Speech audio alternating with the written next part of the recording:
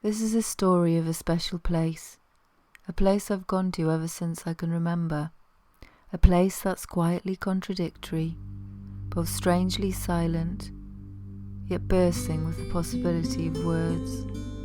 Maybe that's why I like it. You might recognize it if I tell you it starts with a blank page and a pen. My father tells me that when I was a young child, around 3 or 4 years old, before I could even write, I found a small empty notebook in his office and a pencil, and then proceeded to fill it from the very first page with rows and rows of scribbly lines. He describes the scene in detail, me quietly babbling away to myself, perfectly content and focused on my self-determined task. He watches as I continue, page after page after page, all the way to the end. Over the years, he tells this story many times. He tells it to make a point when we're all together as a family, accompanying it always with his strong, hearty laugh, his proud, beaming grin. He's happy he has this story, a story that for him captures who I am. I've often returned to my father's story.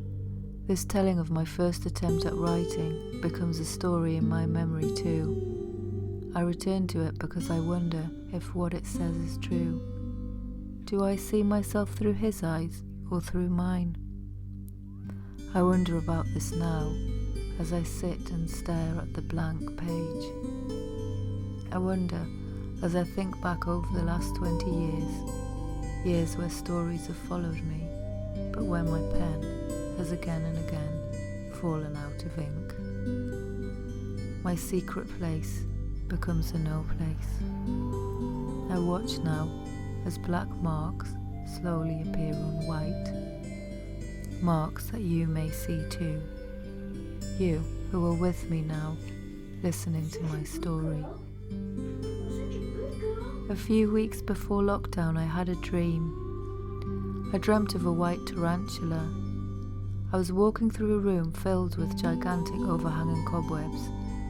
I pulled them back as if pulling back the curtains of an unknown theatre. I wasn't afraid, more so overwhelmed by a feeling of calm curiosity, a quiet questioning. What was this place?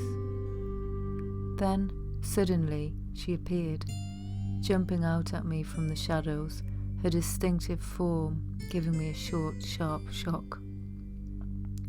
I felt the sting as she bit into my flesh just above my hand, and I knew I'd been poisoned. Time slowed down, and I waited for the poison, like black ink, to spread through my veins. I woke, startled, eyes wide open, the knowledge that all would never be the same clinging to me, the image of her, a white tattoo imprinted like a light in the darkness. Instinctively I felt above my wrist to check for the bite, and then I realized with a cold clarity why she had come. After many years of silence, I must return to my father's story, to the place where I began.